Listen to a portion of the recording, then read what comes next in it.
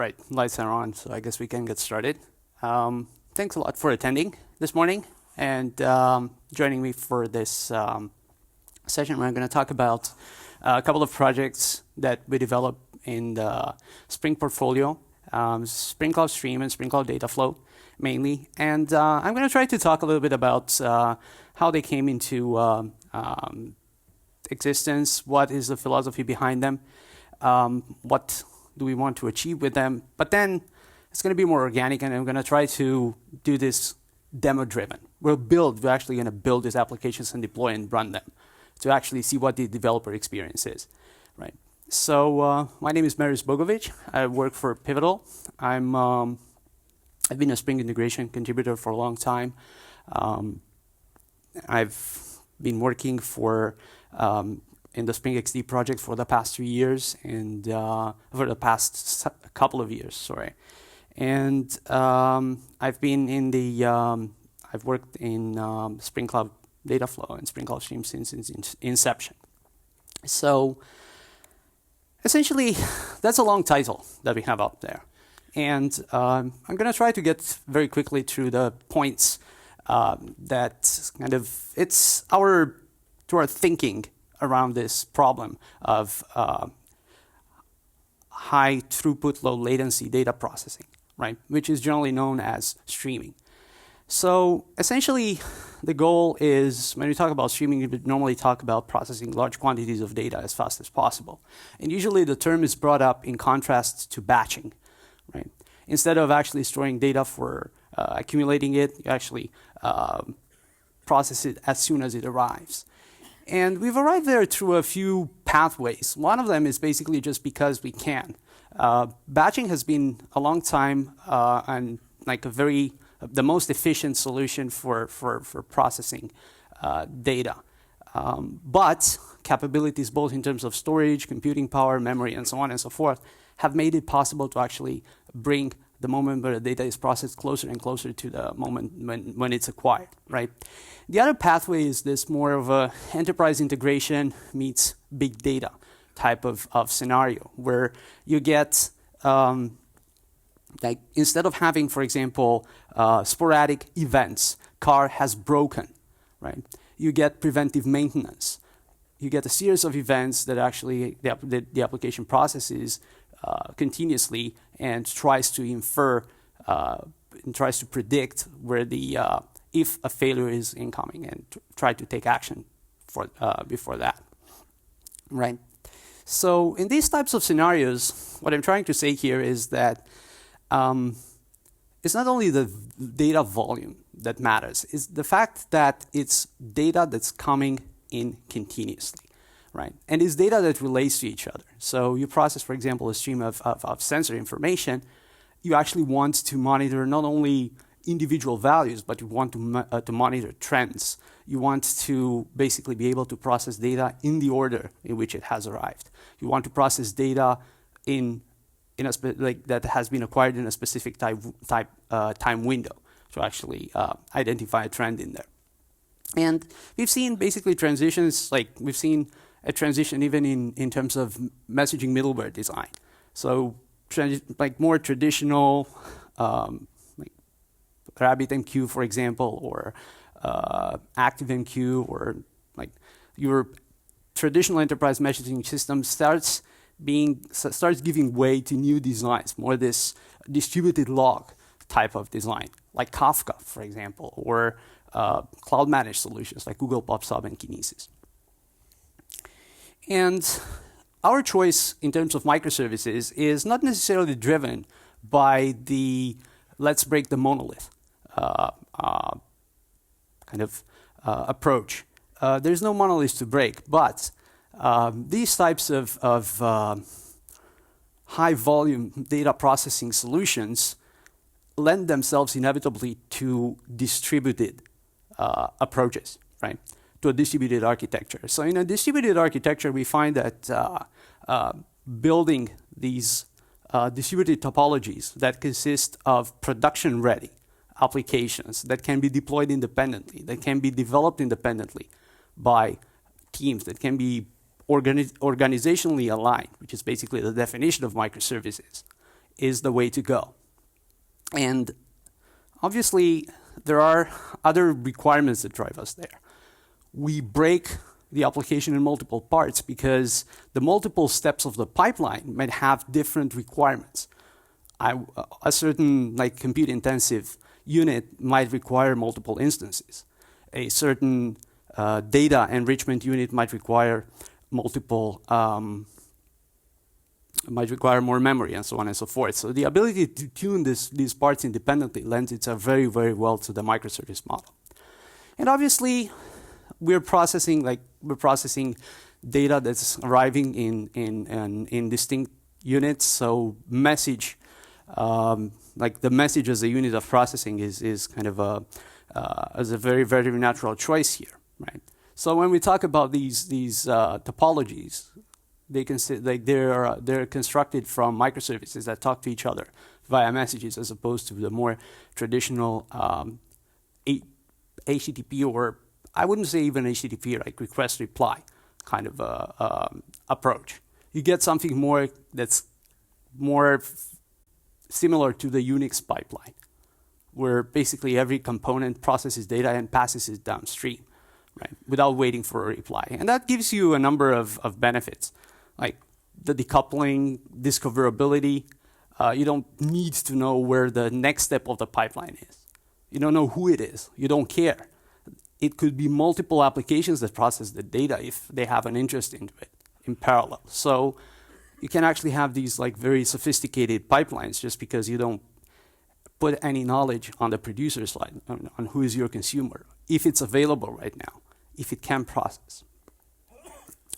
And that also brings us an interesting idea, which is that at the end of the day, when you look at, let's say, business-driven event streaming, right, event sourcing, the notion that an application notifies the other parts of the topology if something happened, and they act on it, and they eventually become consistent with the starting point, is structurally, maybe not functionally, but structurally is not necessarily different from, let's say, pure data processing, pure analytics, right?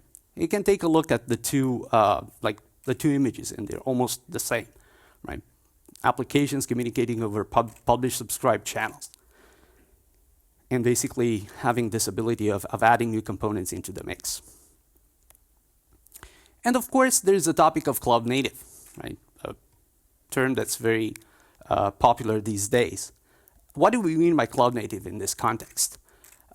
We really mean that when you have a distributed topology, when you have this distributed topology that consists of independent applications, these platforms, like all the platforms that are on the page and others, right, that build on top of that, have this ability of managing resources, of monitoring your application state, of scaling, allocating resources,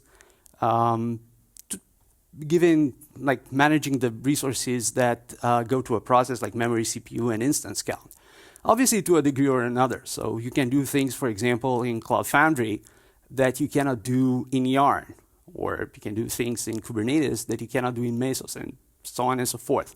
So there is a degree of which these capabilities exist in the different platforms, but as a rule, we try to take advantage of what's being offered to us as a function of the platform, and we try to tailor our deployment strategy and our application design towards that, as opposed to kind of making that a byproduct of our deployment strategy. And you'll see that when we're going to talk about the application. So let me run a quick example, which kind of should give you a quick idea of what I mean by this. So I have Kafka running on my laptop, and I have a data flow server, and I'm going to start the shell.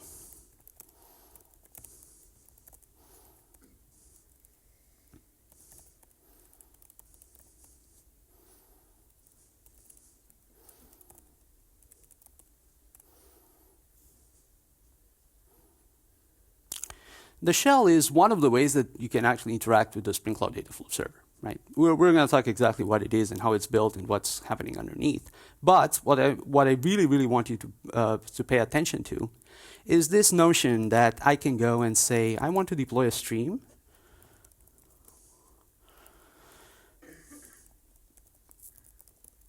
that receives data on an HTTP endpoint. Let's say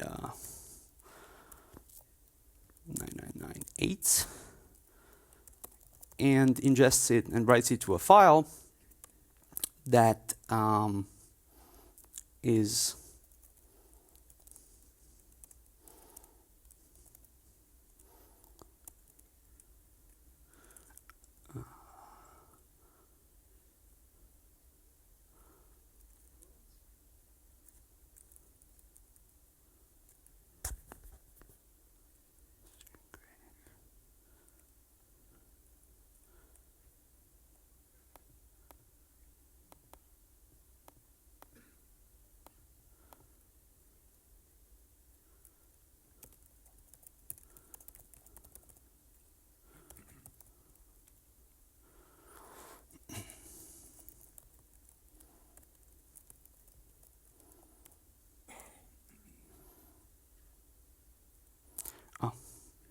sorry, it's a new instance.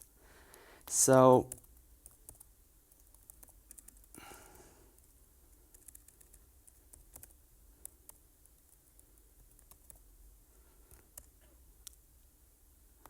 basically, Spring Cloud Dataflow manages a fleet of applications that are registered. So basically what happens is you register some artifacts and labels them, and you associate them with a reference to an artifact that exists in a repository, like Maven, for example. So we can actually do a bulk import, which is what I'm going to do now. And since I'm going to use Kafka, I'm going to import the variants that use the Kafka binder. So now if I go back to apps, you see this entire list of applications. Let me see if I can increase a bit.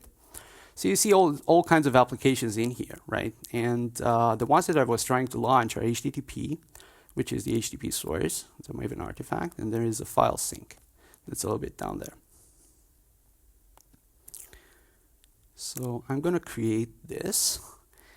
And what happens if I monitor the processes that run, you can see that I have my Dataflow server running, and I have two applications that are executed, the file sync and the HTTP source. And if I were to send some data,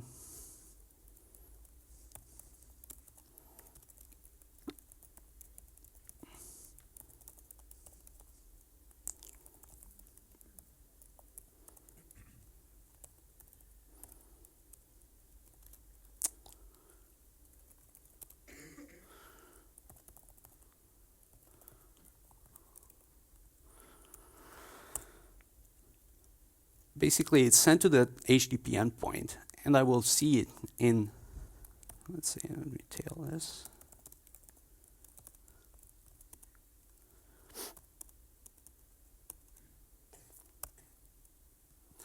Right, so I can see it ingested in the file, and I can say hello devox again, and I can see it ingested in the file. And that's not exactly a very interesting use case for what it does. It's a very interesting use case for what happens under the scenes. Under the scenes, you see basically two separate standalone applications. As I said, the file sync Kafka and the HTTP source Kafka, which are launched by the Dataflow server based on a blueprint that has been given to it, the stream definition, right? And they communicate with each other over Kafka, right? And they exchange messages. And that's basically built out of the building blocks. So let's see how these two things are actually put together. Let me destroy the stream first.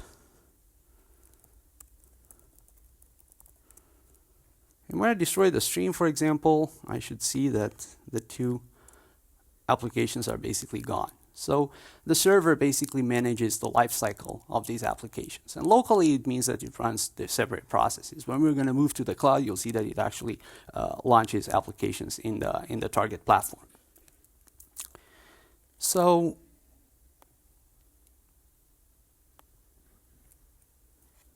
the three projects that make the Spring Cloud Data Flow ecosystem are Spring Cloud Stream, Spring Cloud Task, and Spring Cloud Data Flow.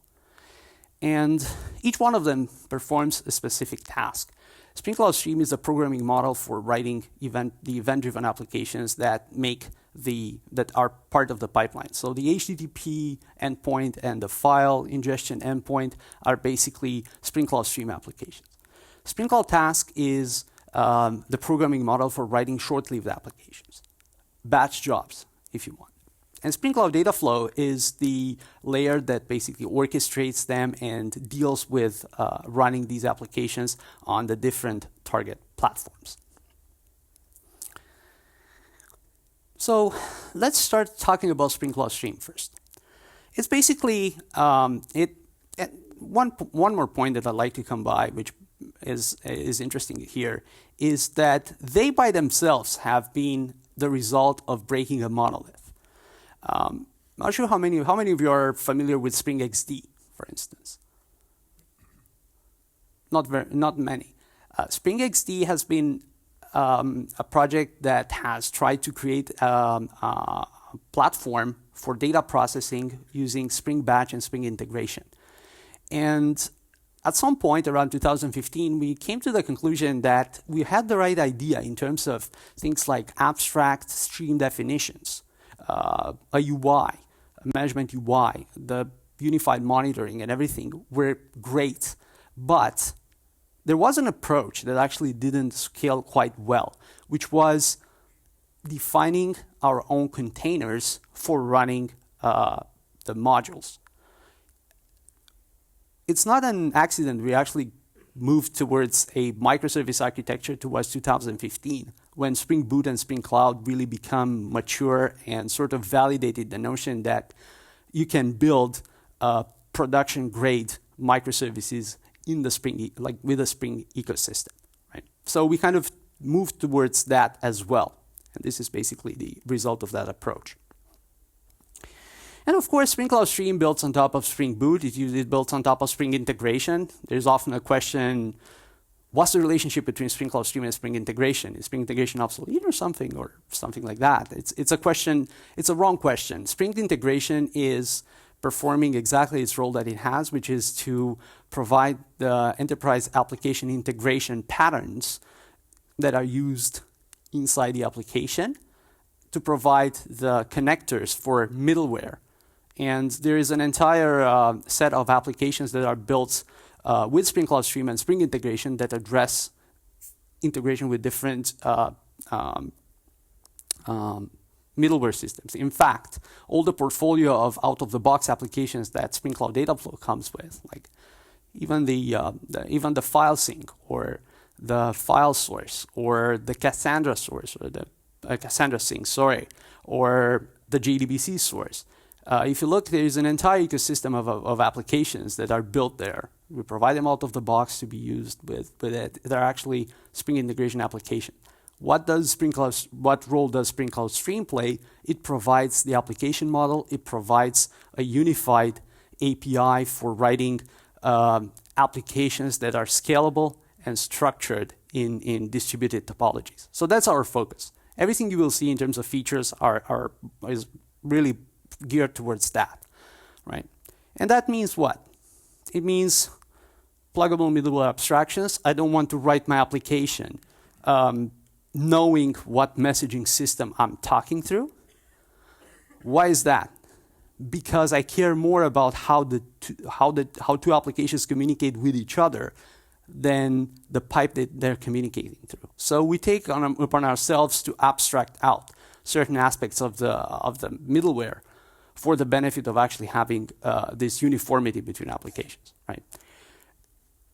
It works for a certain class of problems.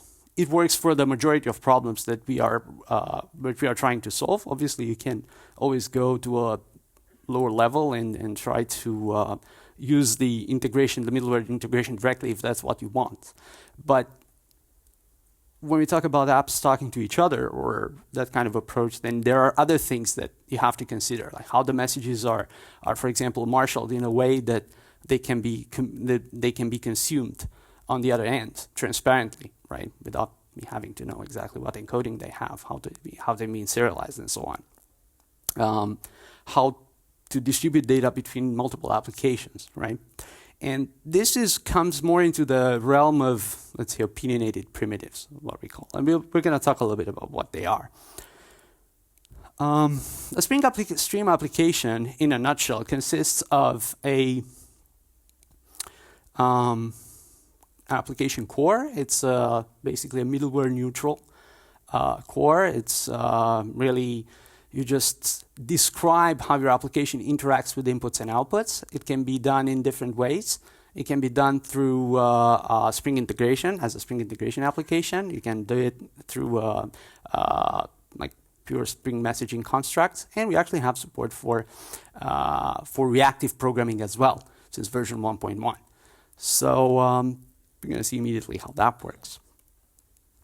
And obviously the goal of this uniformity, really, so all these applications basically have interact with the outside world with through a number of predefined inputs and outputs that describe that are basically connected to the middleware. And this kind of uniformity allows them, as I said, to be structured in these like very large distributed topologies, right, where they focus this pluggable model that you get from other realms like circuitry or something like that. And they're designed in such a way that the goal is not to be able to talk to each other, but sometimes to talk to applications which are not Spring Boot, and sometimes to talk to applications that are not even Java at all. Central to this is the binder abstraction. So the binder essentially is a component, is the heart of the framework. It basically, when you program, and we'll see exactly how that works, you actually describe your channels, you declare them, and then you let the binder, which is an SPI really, an implementation that's specific to that middleware, to come in and create those channels and inject them into the application and connect them to the messaging middleware, right? And they're controlled through Spring Boot properties. So really, the programming model consists only of adding an enable binding annotation with a number of channel specifications and a binder implementation on the class path. And that's pretty much it, right? And the binders, like we have a number of out-of-the-box implementations for binders. We have production ready right now in release mode are Kafka and RabbitMQ. We have under development support for JMS, so ActiveMQ and Solace, and Google PubSub. Right? So we're looking at other implementations if possible, but these are existing right now in different stages of development. So let's build a couple of applications that actually interact with each other. I'm going to create a new project.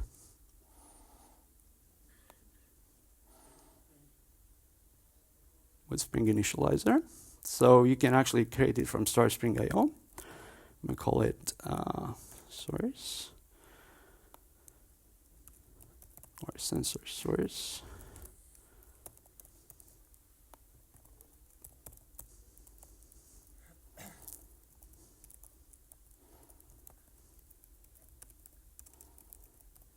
Okay. And all I have to do really is to specify that a version of the binder that I want to include. In this case, is going to be stream Kafka. Okay, let's put it in a different directory.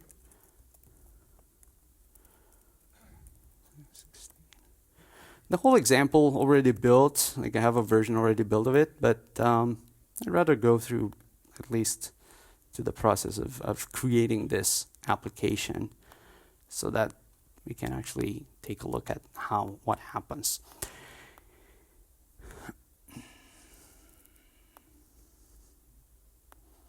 So basically, to turn a regular Spring Boot application into a Spring Cloud Stream application really is a matter of putting enable binding annotation and adding a number of interfaces that describe the channels that the application you're going to use. And Spring Cloud Stream comes with a number of out-of-the-box interfaces. One of them is source, which basically declares that it's an application that has only one output channel, right? It's basically kind of the start of your pipeline. And so we're going to say this application is a source. We want to send some data to Kafka. So how are we going to do that? We're going to say, well, I'm going to use Spring Integration for this. I'm going to say inbound channel adapter. And the target channel is source output. So you can use this interface actually in two ways. The interface is actually instantiated as a proxy by Spring Cloud Stream and injected into your application. So you can auto-wire it and get the channels directly as like in a type-safe manner. Or certain Spring integration components, for example, refer to the channels by name. So they're also registered under that name as beans. So I'm going to make this a source. I'm going to say, well, I want to send some data, and I'm a domain-driven design developer, so I don't like sending raw data. I want to send domain objects, right? I want to think in that terms. So I'm going to say, right, and that's perfectly fine. Okay, new sensor data, and I'm going to say sensor data would be an object that carries temperature and an ID. So I can create it here, and I can say private ID.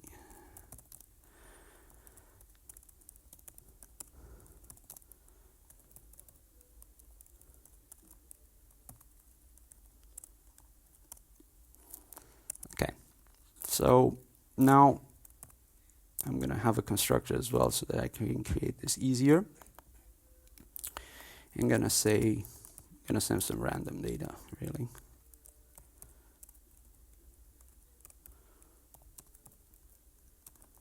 Not very efficient, but it's good for a demo.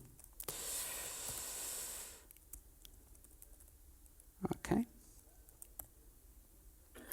And then that's all fine, but where does this data actually go? So by convention, this goes to topic or RabbitMQ topic exchange or Google Pub subtopic whose name is exactly identical to the name of the channel. But you can actually customize that. So we can use Spring Boot properties for it. So you can say Spring Cloud Stream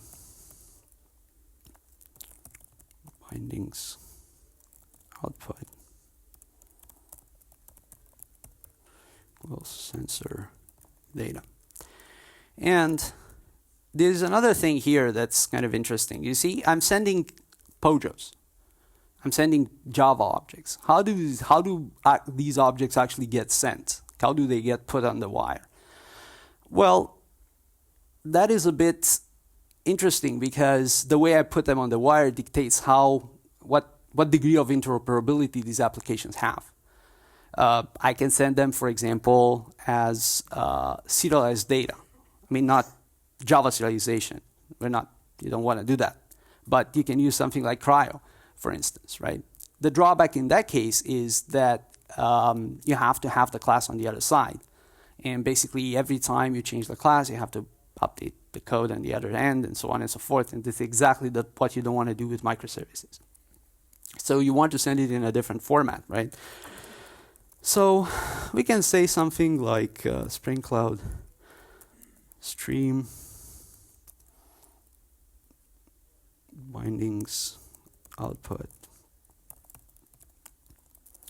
content type, for example, is application JSON. And that will basically put the data on the wire as JSON, right?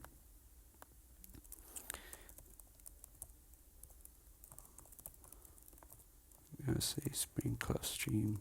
I'm going to put a Kafka specific property, for example, to force the partition count to a larger number so that we can do some scaling a little bit later on. So I'm going to run this, and it runs, and you don't see it doing very much, right? And I can create another module that's actually receiving this data, right?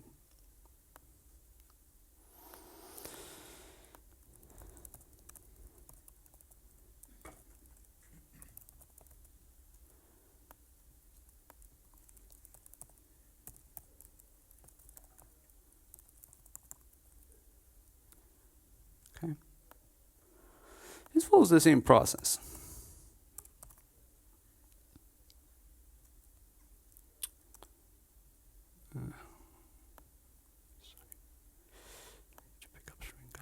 And that's it.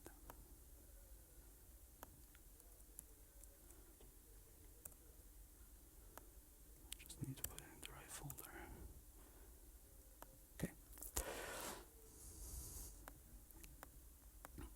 This is going to be a bit simpler. I just need to declare, okay, this is a different this is a receiving component, right? So it has to have an input channel. And just as I have one for the source, I have one for the sink, which is a interface that declares a single input channel here. So I can say, okay, with the data that's coming from this sink, just log it.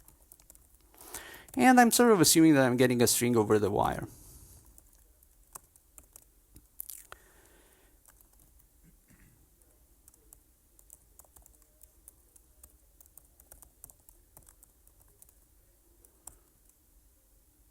I'm going to get a little bit fancier in a moment.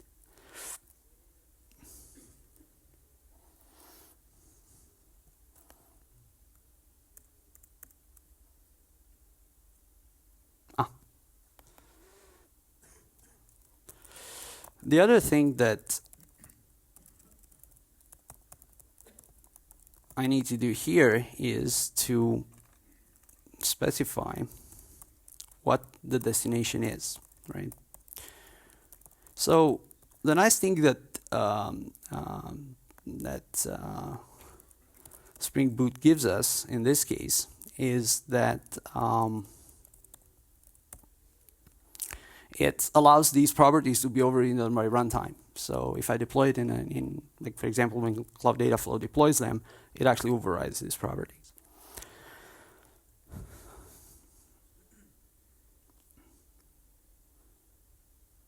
Okay, so unfortunately I don't have a very, let me do something else for a moment. Let me run this in the command line.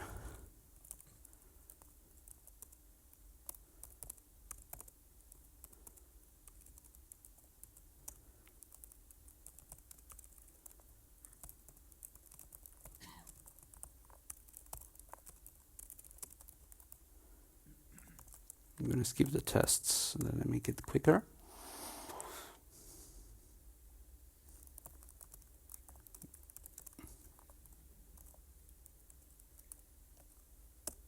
Never skip tests. And you see basically some data arriving. The JSON that's actually been written by the previous application, right? So that's pretty neat, but actually I will want to write a little something more elaborate. I want to do something more interesting than just moving data around in different formats. So maybe I should try to process this data in a different way. How about calculating some averages, right? So in this case, I'm just going to head to one of the applications that actually is already written, which is this sensor average sensor average calculator, right? And what's interesting about this application is that unlike this sensor receive application that processes each individual message as it arrives, so basically that's how you declare your processing strategy, and you describe a method that gets invoked each and every time you process a message from that input channel. This calculator actually uses a reactive programming model. It's not necessarily reactive in the way it interacts with the messaging middleware. We'll get there at some point. We just wrap the current Spring integration channels. But what this allows you to do is it allows you to reason on the, maybe I should increase the font a little bit. It allows you to reason around the processing of the data, not in terms of, as I said, individual message being handled, but actually a flux of messages coming in, and to declare functional transformations over that flux of messages, and to compose these these functions, right, in a functional manner. So you see here an average calculator. It's quite a beast in a certain sense, but once you get a hang of it, it's quite understandable. What it does is it windows data with an interval of 20 seconds with a sliding window of 10 seconds. So basically at every 10 seconds you get data from the last 20 seconds. It groups it by sensor ID, and then it applies a reduction function to calculate the average of the data over that interval of time, right? And as I said, it's kind of complex, but on the other hand, once you get used to it, it's much easier to reason around the transformation compared to the case where you would think around this in, like if you would try to write this by storing messages somewhere, calculating how much time has spent and so on and so forth. It's so much easier, so much logical, right?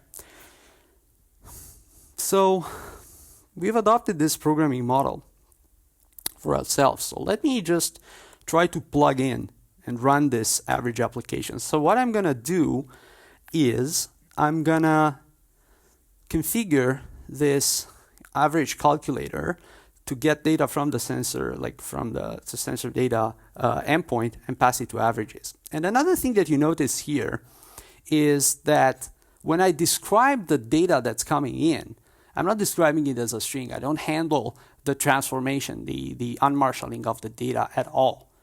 I'm really handling the, I'm leaving to the framework to deduce that it's JSON and extract it from JSON. How does that do that?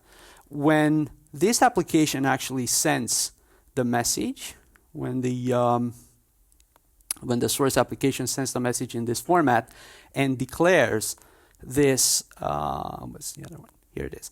And declares the content type to the application JSON, there is an internal protocol that basically attaches a header to the outbound message, right?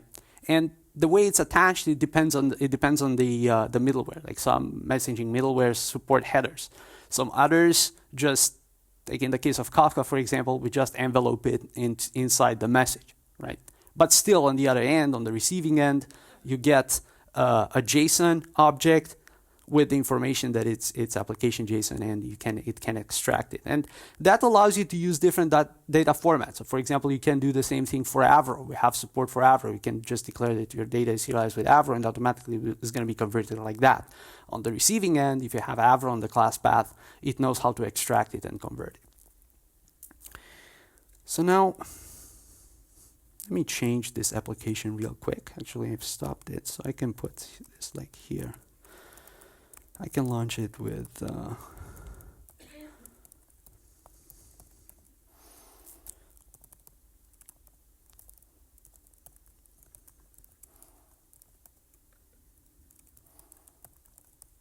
I'm going to launch the logger again.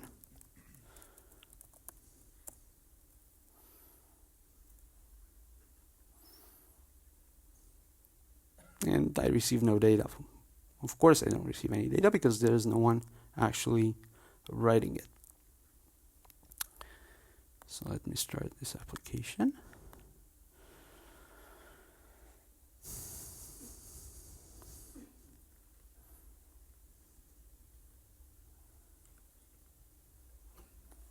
Oh, sorry.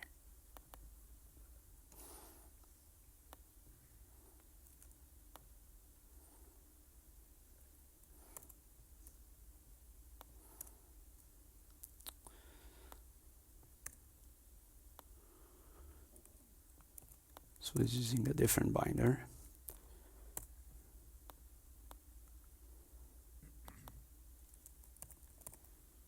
Don't need this.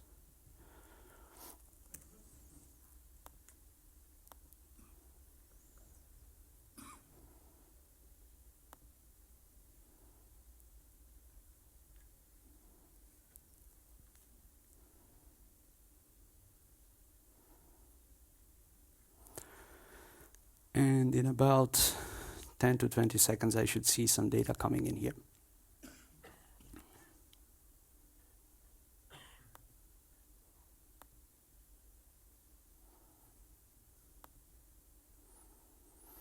There we go. So you see, this is basically the component displaying the average values. And, you know, I kind of see that they're correct because they're all floating around the value of 50, right? So that's all good, but what happens if I want to scale this up, right? So if I want to scale this application up, I can, for example, just launch another instance of it. But if you remember from what I was talking earlier, all the connections in Spring Cloud Stream are pubs up. So if I launch two instances, I need to make sure that they are both part of the same group, right? So basically, if I want to do that, then I can declare this property, which says they are part of the group sensors. And if I run two instances, for example, of sensor average application,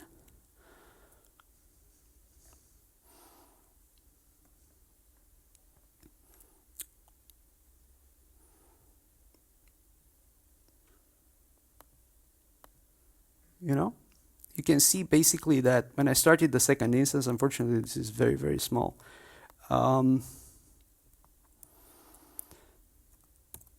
You can see that basically Kafka reassigns and reallocates the partitions to the two applications. It really transforms them in competing consumers. That's a feature of Kafka. On the other hand, if I'm looking at the results here, it's going to become slightly confusing. First, as you see, the two applications send data based on the data that they get from the sensors, but there is a mix of basically of values. There is an overlap. Why? Because the original application sends them blindly out there. It doesn't know, like it basically does a round robin sending of data across all the instances that are downstream. So that's exactly not what I want, right? I really want to, what I really want is to be able to control and make sure that all the application, all the data basically goes to a specific instance. I don't want to control to which instance it goes. I just want to make sure that it's actually put together. So I can put here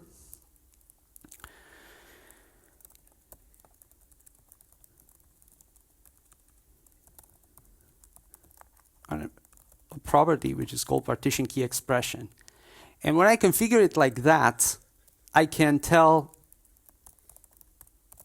it basically tells the producer that it should send all the data with the same payload ID, with the same all the sensor data with the same ID to the same target partition. It could be basically in the case of Kafka, it's the same topic.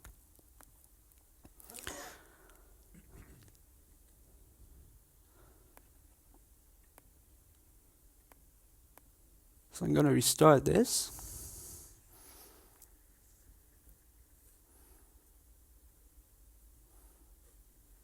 And I should see no overlapping here because the data has actually been sent correctly. So basically, this kind of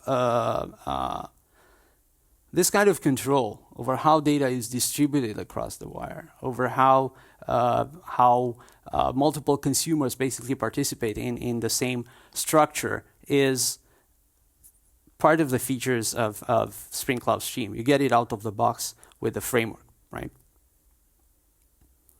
So you see right now that it's like data is more, it's correlated better, right? You don't get these overlaps that you used to have before in the previous example. So I'm not going to belabor the point too much with the slides. Basically, they kind of show you what you've seen so far. Just kind of informative for kind of a visual representation of what happens. Instead, I'd like to move to the second topic, which is just as important. You've seen Spring Cloud data flow, right? Initially in the previous example. What does it do? It basically takes these applications that I've just written and it orchestrates them. It allows you to provide these stream definitions, DSLs, that describe how these applications are chained together.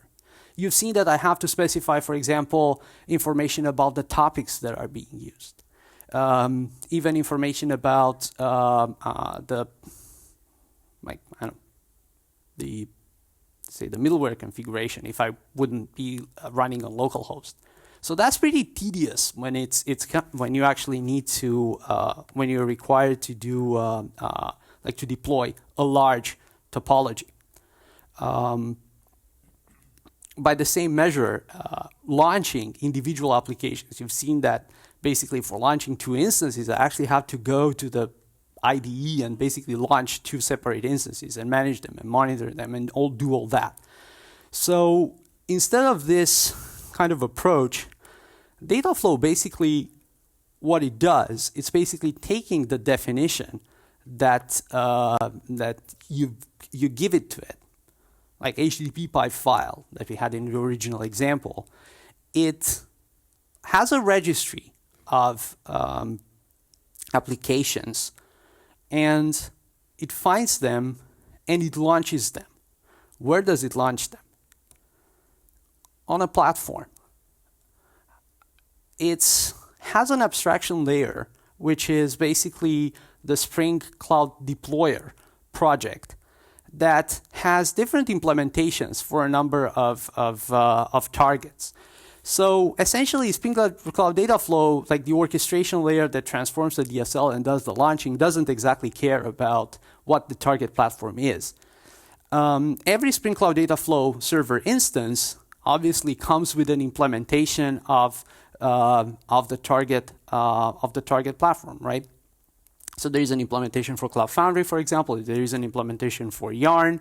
There is an implementation for Kubernetes, right? There's an implementation for Mesos. I think there is an implementation for OpenShift right now. Someone in the community has written one, right? So it's basically, it allows you to, someone has written, for example, one for Nomad, right? It's very organic. It's growing very organically and very, makes it easy to take, let's say, the high-level concepts that are around orchestration and basically kind of port them to a platform of your choice, right?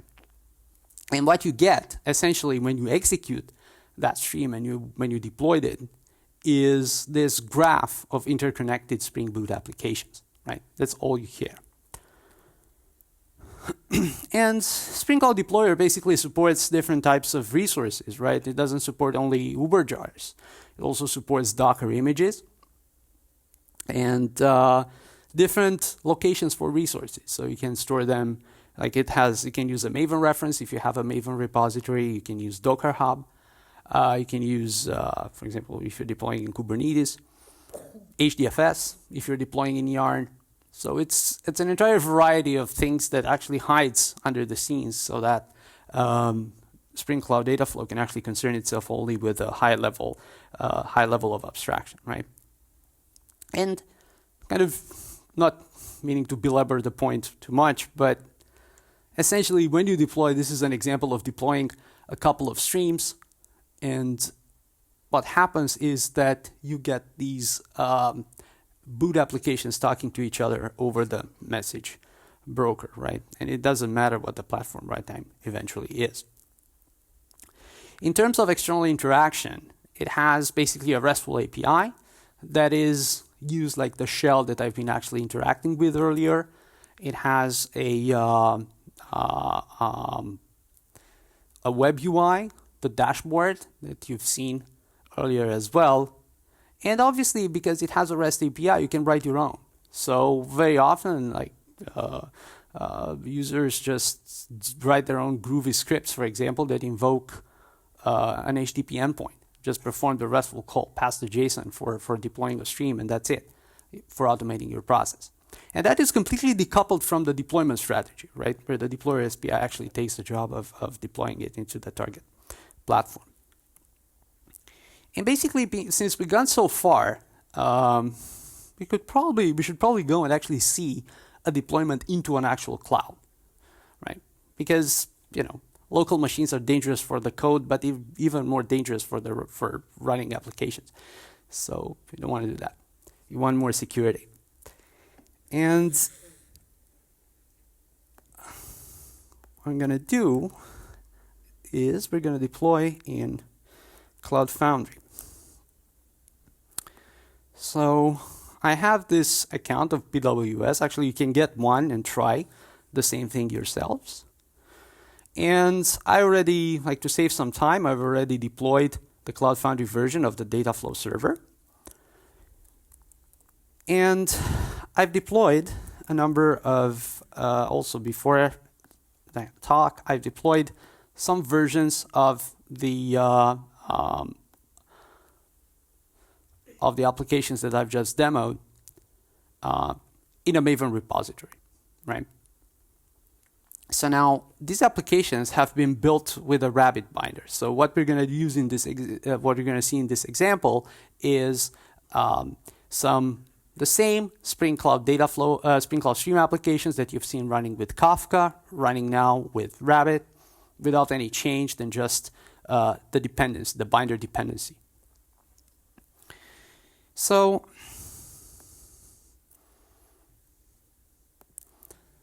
because this is running in the cloud, I actually get a pretty nice URL, right? And again, I can see my applications running here. I can see the like I can see, for example, the source, the sensor source being deployed, right, and having this Maven URL associated with it. The average calculator should be here somewhere.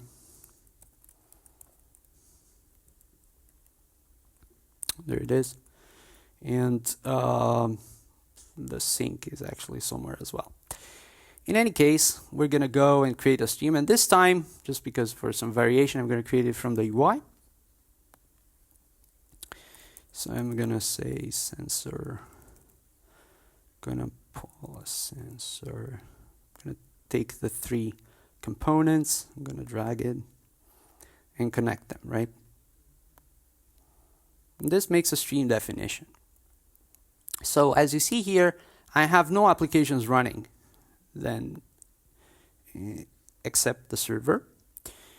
And I'm going to create the stream. You call it sensors again. And I don't want to deploy it yet.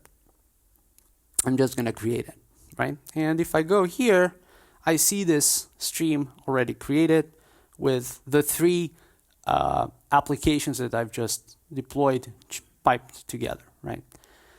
And obviously, it's not very obvious that they are not, that the framework actually takes care of connecting them. Like the pipe symbol basically means that the framework will provide, that framework, and by the framework I mean Spring Cloud Dataflow, will provide the information what's their common topic over which they talk to. Because we've seen the earlier example that actually I'm doing that manually. And it's part of the application. But that's what happens. It actually reconfigures them so that they use some common connectors. And with the stream, I can actually deploy it.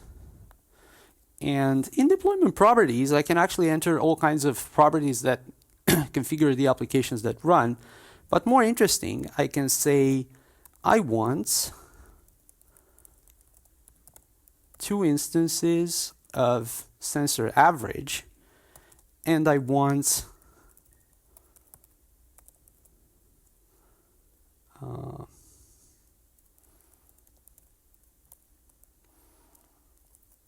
three instances of the reporter. I know I log data like crazy, right? And I want the sensor source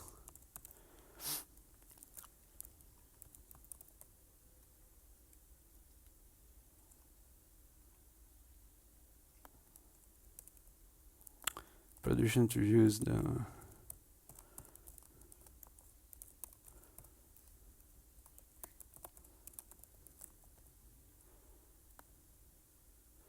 and I'm going to deploy it. It takes a bit of time. It says failed, but actually it means just that the status hasn't been updated yet.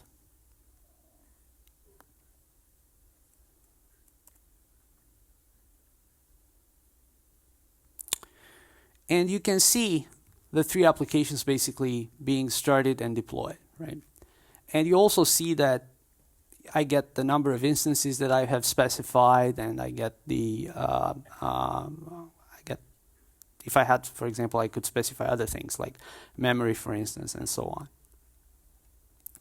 And they're starting right now, so probably we're just going to be in time to,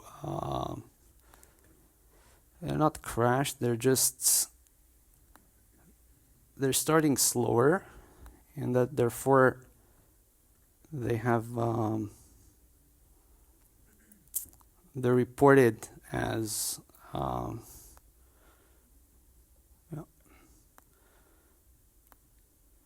It's just the UI that yeah. It's just the UI that basically reports them as until it updates the state. So basically I have 3 applications running. And if I were to look at the logs, I would see basically the average data flowing through, right? And the salient point that I was trying to make here is that the orchestration layer, Dataflow, has actually taken the application, and you've seen the application basically that I've started deploying at the beginning of the presentation, taken to the cloud, configured. The platform actually takes care of their health. If they were to fail, for example, for any kind of reason, it would restart them. So you get this monitoring for free, right, from all these platforms. They're deployed with the required settings in terms of count and as I said, you can set other things like memory and so on.